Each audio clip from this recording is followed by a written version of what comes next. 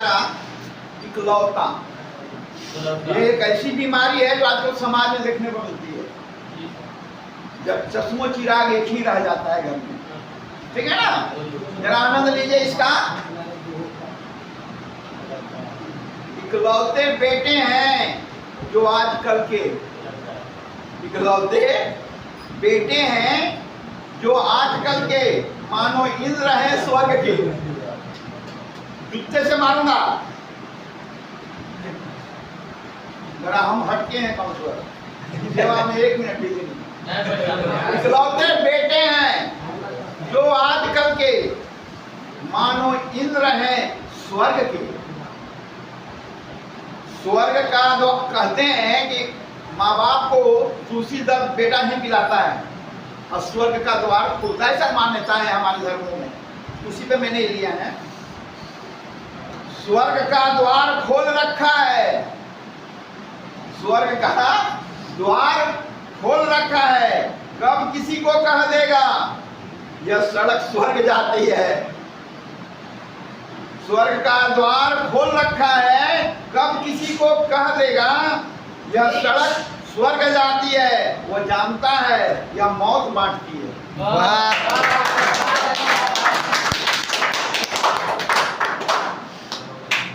बहुत खौफ में, खौफ समझते हैं ना, हाँ, बहुत खौफ में रहते हैं माँ बाप। रह रह कर सांस अटक जाती है। गलती उनकी इतनी ही रही, उनके आंगन में एक दिए की रोशनी भटकती है। समझने का भेद है। बहुत खौफ में रहते हैं।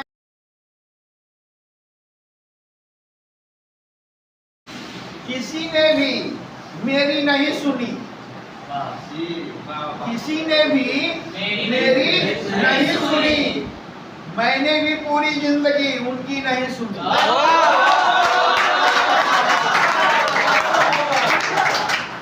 चलिए तीसरी शायरी सुनिए।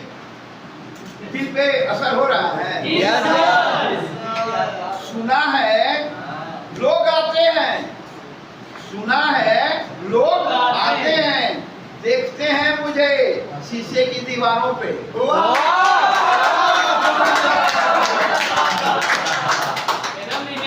सुना है लोग आते हैं, देखते हैं मुझे शीशे की दीवारों पे। यहाँ हवा भी बंद है, यहाँ हवा भी बंद है। भला इंसान कैसे रहेगा इन फिजाओं में।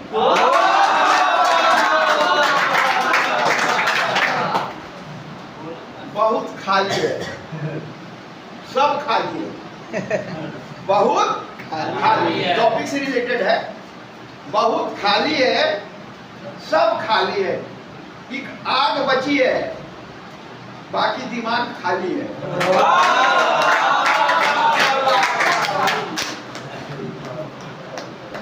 सोच रहा हूं मैं, शिकायत नहीं करूंगा। सोच रहा हूं मैं, शिकायत नहीं करूंगा। पहले मिल तो लूं सबसे, फिर तो हंसता ही रहूंगा।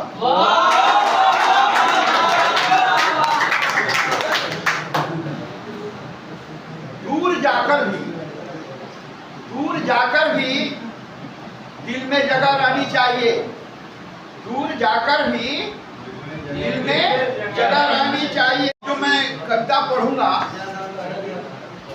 3 कविताएं हैं और तीनों आपसे जुड़ी हुई हैं और जिनके बारे में है वो भी यहाँ हॉल में मौजूद हैं। ठीक है, शुरुआत करता हूँ।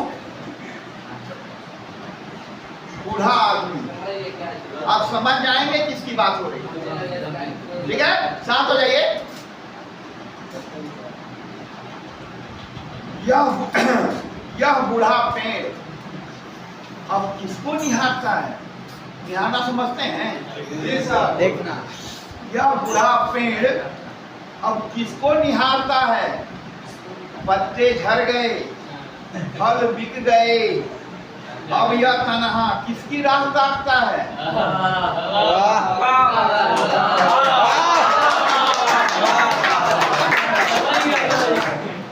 कितना भी हवादार हो, जब फल नहीं रहता उसके पास कोई जाता है?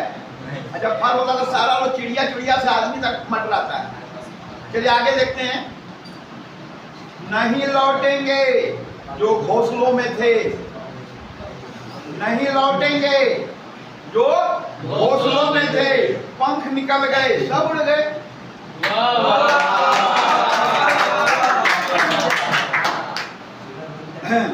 अब बारिश का क्या करना? बहारें अब नहीं आएंगी।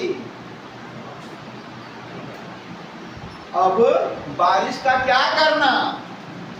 बहारें अब नहीं आएंगी। सूखी टूटी टहनी पर क्या धरती गुल खिलाएगी? ये हवा जब आती है, ये हवा आपने देखा होगा, हवा का एहसास पत्तों से कहते हैं हवा बाहर पत्ता झूमता है ना, इसी पे है। ये हवा जब आती है देखो बहुत शोर मचाती है। पेड़ को याद है अपनी जवानी, पेड़ को याद है अपनी जवानी, कैसे हवा के साथ आसमान से जमीन चूमता था।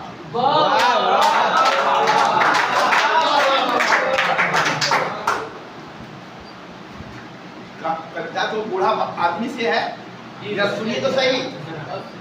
कल चांद से पूछा था, कल चांद से पूछा था मेरे बच्चे कैसे हैं। देखिए हम कहीं भी रहे, चांद तो एक ही होता है ना, और सब देखते हैं, चांद तो सबकी खबर रहती है, इसीलिए मैंने लिखा है कल चांद से पूछा था मेरे बच्चे कैसे हैं, कहना इन टूटी हड्डियों में अब भी कितने खजाने गड़े हैं।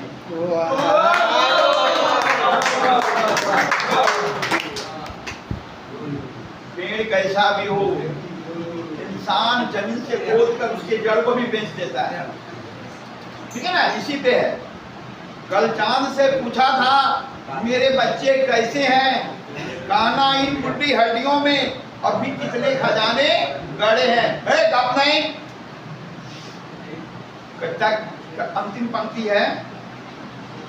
दिख रहा शाम हो रही, शाम का समझ रहे होंगे आप लोग। दिख रहा शाम हो रही, पेड़ की सांसें, पेड़ की सांसें हाथ छोड़ रही, लगा कोई अपना आया है, लगा इकलौता। ये एक ऐसी बीमारी है जो आजकल समाज में देखने को मिलती है, जब चश्मो चिराग एक ही रह जाता है घर में, ठीक है ना। जरा आनंद लीजिए इसका। इकलौते बेटे हैं जो आजकल के, इकलौते बेटे हैं जो आजकल के, मानो इंद्र है स्वर्ग के। जूते से मारूंगा, जरा हम हटके हैं काउंसलर, सेवा में 1 मिनट दीजिए। इकलौते बेटे हैं जो आजकल के, मानो इंद्र है स्वर्ग के।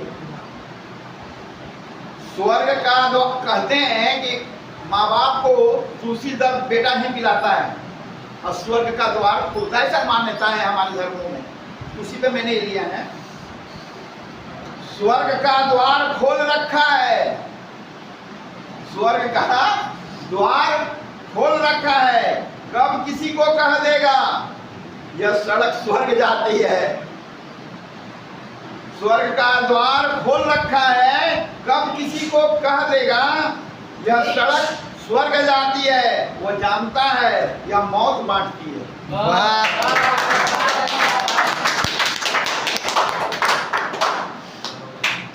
बहुत खौफ में, खौफ समझते हैं ना, हाँ, बहुत खौफ में रहते हैं माँ बाप, रह रह कर सांस अटक जाती है। गलती उनकी इतनी ही रही, उनके आंगन में एक दिए की रोशनी भटकती है। समझने का भेद है। बहुत खौफ में रहते हैं। आंगन में एक दिए की रोशनी भटकती है। क्या बात, क्या बात।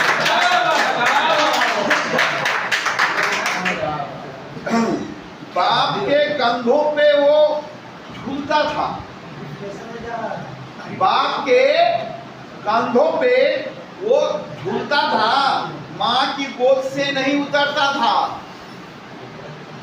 जवानी चलकर बेटे के पास आई, सबकी उम्र होती है, जवानी चलकर बेटे के पास आई। इधर माँ बाप की हड्डियां चरमर आई, इधर माँ बाप की हड्डियां। जब बेटा जवान होगा तो माँ बाप बूढ़े ही होंगे। और माँ बाप कैसे हैं, जरा इसका आनंद लीजिए। दोनों हाथों से लूटा था दौलत, दोनों हाथों से लूटा था दौलत, मेरी 7 पीढ़ी खाएगी। हर बाप का यही कमाई होता है ना। मेरे दोनों हाथों से लूटा था दौलत, मेरी 7 पीढ़ी खाएगी। बेटे ने मलानत कर रखी है, मलानत समझते हैं, जीना हराम।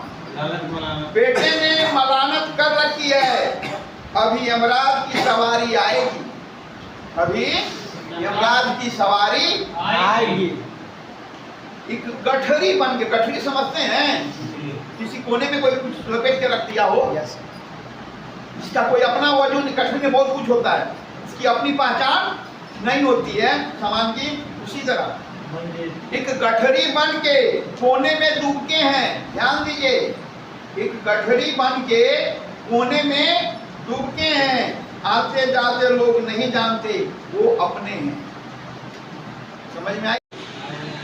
आपके मन की बात है ये राकेश। इसके बाद भाषा मैं चाहता हूं कि इसको महसूस करें, आपसे जुड़ी हुई है। शीर्षक ही है महक। महक, गप नहीं करें, ध्यान से सुनेंगे तो आपको बहुत अच्छा फील होगा। इधर जब से आया हूं, आपकी बात हो रही है। इधर जब से, और अभी 2 मिनट पहले ही लिखा हुआ है कथा। इधर जब से आया हूं, लगता है कुछ छोड़ आया हूं। आप अपनी बात कह रहे हैं। इधर जब से आया हूं, लगता है कुछ छोड़ आया हूं, सोच रहा हूं क्या भूल आया हूं। कई बार जेबें अपनी टटोली, कई बार जेबें अपनी टटोली, हर बार उसे खाली पाया।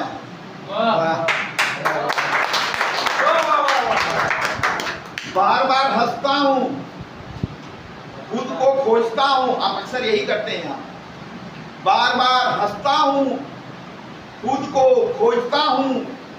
जब से खोपड़ी मेरी चलती है, पाई पाई का हिसाब रखता आया हूं। चलिए कविता आधी आ गई, जरा देखिए आप अपने को कहां पाते हैं। कितने दिन बीत गए, कई रातें काली हो गई, अब तक याद नहीं आया इस काल कोठरी के बाहर क्या भूल आया हूं। वाह।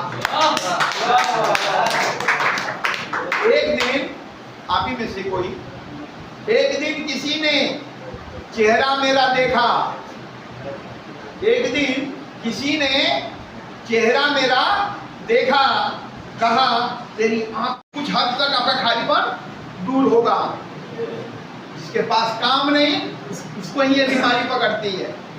कोई भी काम करे अपने पसंद का, सक्रिय एक्टिव होना चाहिए, काम करना चाहिए और काम का कुछ रिजल्ट होना चाहिए। अब दांत फेंकते रहेंगे तो क्या रिजल्ट आएगा। काम का मतलब जिसका कुछ उद्देश्य हो, संकल्प कि आज मैं इसको समाप्त ही कर लूंगा, और उस काम की वैल्यू है कि नहीं है घर में, आपकी जिंदगी में, आप वही काम चुने जिसका कुछ महत्व हो, इसका आपके घर के लोगों को फायदा हो और किसी को फायदा हो ना हो, आपको जरूर फायदा हो। वो काम आप करें, आपका खालीपन कुछ हद तक दूर होगा। बहुत छोटा सा टॉपिक है, सक्रियता। मतलब जैसे ही हम लोग स्क्रीन पे देखते हैं, यहाँ सिकंदर की फौज नजर आती है, सब सोए रहते हैं। हुक्म होगा तो तालीम होगी, लड़ेंगे फौज से, है ना, वरना सो ही लो थोड़ा सा। ये स्थिति है आपकी। मतलब आपके मन में कोई प्लान नहीं है कि ठीक है क्लास हो गया, रात में तो सोना ही है, कुछ ये कर लूँ वो कर लूँ, इस तरह अपने आप को एंगेज कर लूँ। कुछ लोगों को मैंने देखा है इस रूम में लूडो खेलते हुए, और उसी का बगल में कुछ लोग ऐसे सोए हैं जैसे लगता है कि 400 साल से सो रहे हैं। रूम तो एक ही है, बिछौनवा एक ही है, लेकिन आदमी दो स्टैंडर्ड का है। जो एंगेज है वो खुश है अपनी जिंदगी से। एक घटना घट गई है नशे की, घट जाएगी, इंसान तो सही है आप। अब कुछ लोग हैं कि भीड़ बकरी को भी पीछे गए हैं सोने के मामले में। खैर आगे बढ़ते हैं। सक्रियता, पसंद की हॉबी, जैसे आपने लूडो जो यहाँ उपलब्ध है उसमें से आपने चुन लिया कि भाई यही सही करना होगा, तो अपने बेटे से बात करना होगा क्योंकि पास में है, दोस्त मित्र हैं, घर की बहन है, वाइफ है, रिश्तेदार हैं, दोस्त हैं, अड़ोसी पड़ोसी, माँ बाप, मतलब जिनसे आपकी जिंदगी तय होती है। कितने सारे रिश्ते हैं, आप चुने किसके साथ बात करनी है। लेकिन अगर आपके लाइफ में कुछ लोग हैं जिनसे आप बातचीत करके खुश होते हैं तो आपको करनी चाहिए। ये भी खालीपन को दूर करने में बहुत मदद मिलता है। अकेले रहेंगे, एकांत रहेंगे, खालीपन बढ़ता है, ठीक है ना। बच्चे को पढ़ाएंगे, बच्चे को नहलाएंगे, वो चाय चाय करेगा, हल्ला गुल्ला करेगा, उसमें पता नहीं आपका समय कब उड़ जाएगा, पता भी नहीं चलेगा। वो भी खुश, घर के लोग भी खुश, की कहीं कुछ ना कुछ तो आप कर ही रहे हैं।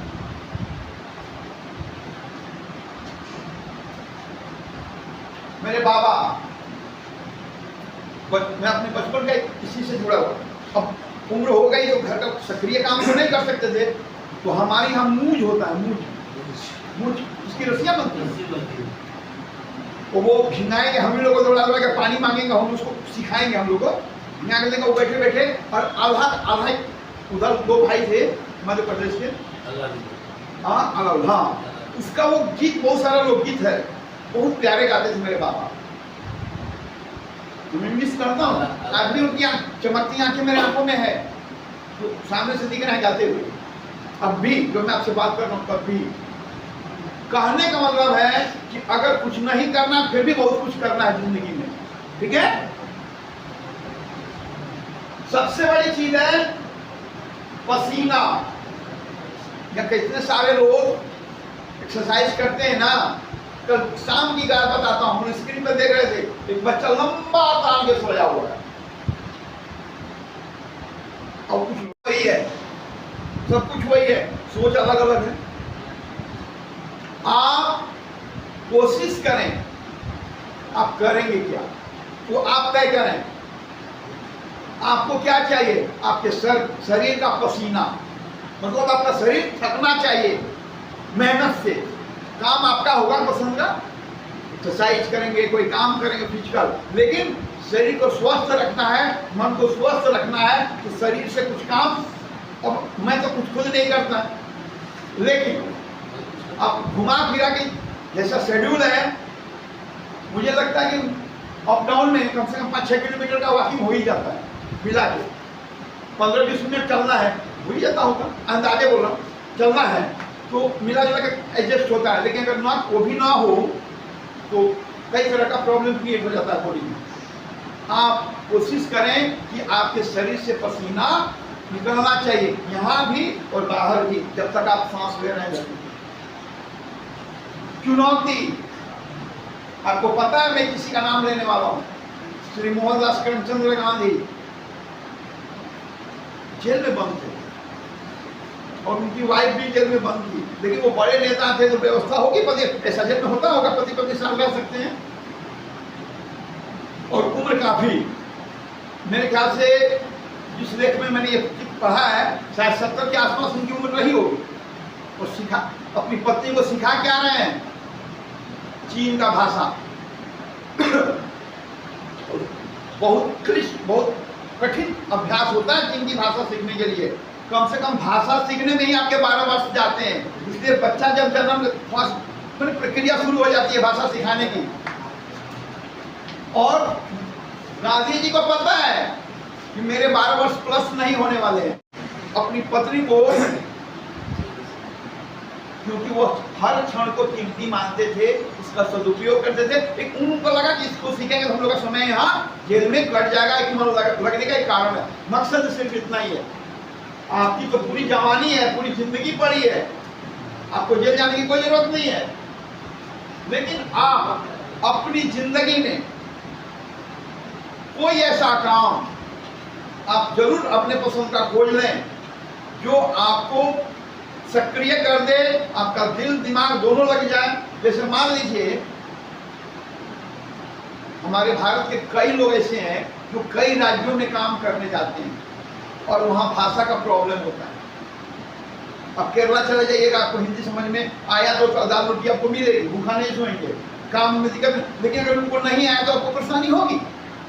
जब हम मैट्रिक किए थे तो मेरा एक दोस्त मैट्रिक के बाद मद्रास गया था पढ़ने के लिए। उसने पोस्ट कार्ड लिखा पहुंचने के बाद। उसके पापा हमारे ही कॉलेज में हिंदी के अच्छे प्रोफेसर थे, मतलब हिंदी की अच्छी पकड़ थी। आज मैं जो कुछ भी लिखता पढ़ता हूँ उसमें उनके पापा या मेरे दोस्तों का योगदान है। वो माहौल मुझे मिला था। हिंदी का फितूर उतर गया 4 दिन में ही उसका मद्रास में, कहा कि हिंदी वाला कोई मिला ही नहीं। पानी भी पीने के लिए वाटर कहना जरूरी हो गया उसके लिए, तो नहीं टिक पाया। बाहर मद्रास को वापस आना पड़ा, सिर्फ लैंग्वेज के कारण नहीं सर्वाइव कर पाया। लेकिन अगर वो हिम्मत नहीं हारता तो सक्सेस होता।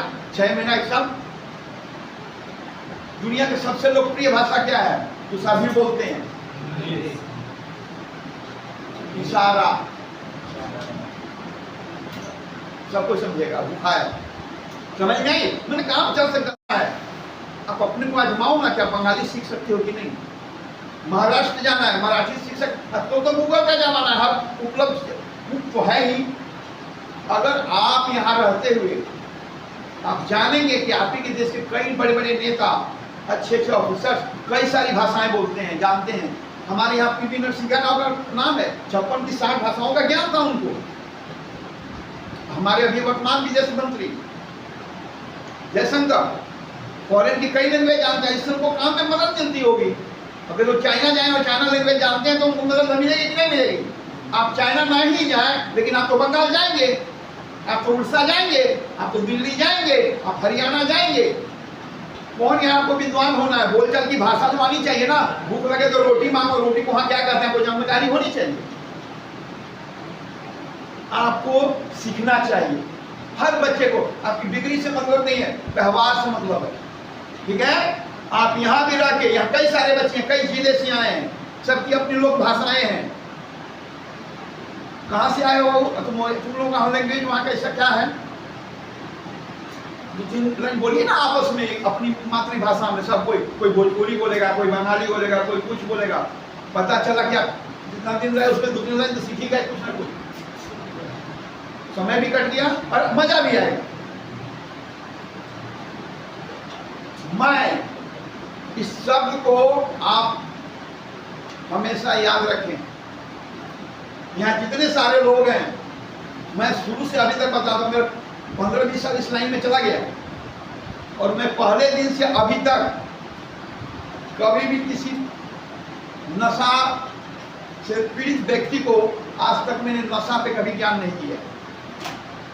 जानते हैं क्यों? क्योंकि मुझे आप में दिलचस्पी है, क्योंकि अभी आप मेरे सामने हैं। अगर आप अपनी जिंदगी को समझ गए, अपने मन को समझ गए, आपको समझ में आ गया कि आपने क्या खो दिया है और क्या बचा पाएंगे, तो नशा की बोतल कितनी भी बाजार में सजी हो, आप उधर नहीं जाएंगे। तो मुझे नशा के बारे में बता के क्या करना है? मुझे आपसे मतलब है। समझ में आई बात?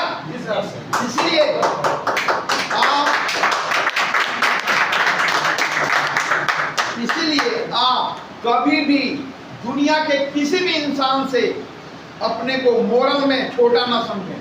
आप में वो सारे गुण हैं जो संसार के किसी भी व्यक्ति में पाए जाते हैं। आप जो खो दिए उसका कोई गिनती नहीं है, आप जो पा गए उसी का महत्व है। ठीक है? इसलिए अपने को किसी से भी श्रेष्ठ कम में ना आके हमेशा माने कि भगवान ने मुझे बनाया है तो किसी काम के लिए, और मुझे वो काम कर जाना है। जिंदगी सिखा देगी और बता भी देगी आपका जन्म क्यों हुआ। ठीक है। पहले के जमाने में 60 और 70 और 80 के दशक में 90 तक ही आया है, कई सारे गाने बने हैं। मैंने प्यार किया का गाना क्या था? कबूतर पे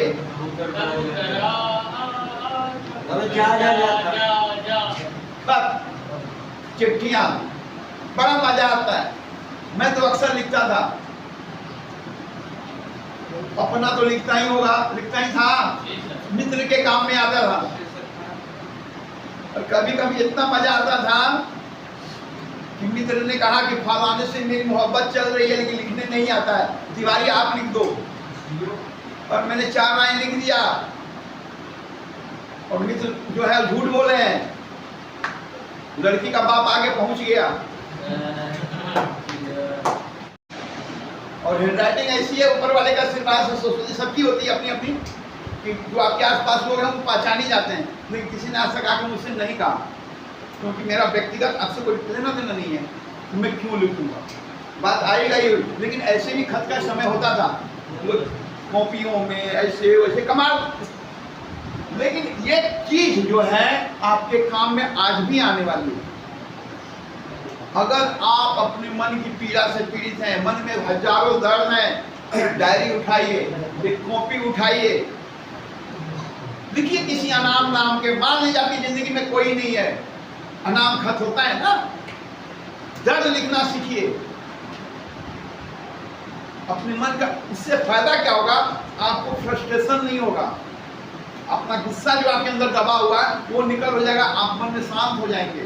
किसी को कह नहीं सकते हैं, कोई आपको अपना दिखता नहीं है, लैंग्वेज कुछ भी हो, मन का गुस्सा महत्वपूर्ण है, वो निकलना चाहिए। नाराजगी, दर्द, आंसू। एक हमारे यहाँ कवि हुए श्री रविंद्रनाथ ठाकुर, वो कई भाइयों से थे, उनकी भाभियां जब वो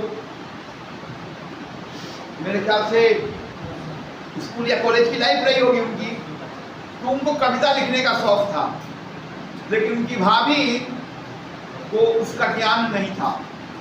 तो वो आते थे, कॉपी का पेज पे लिखते थे और भाभी को पढ़ के सुनाते थे बंगाली में।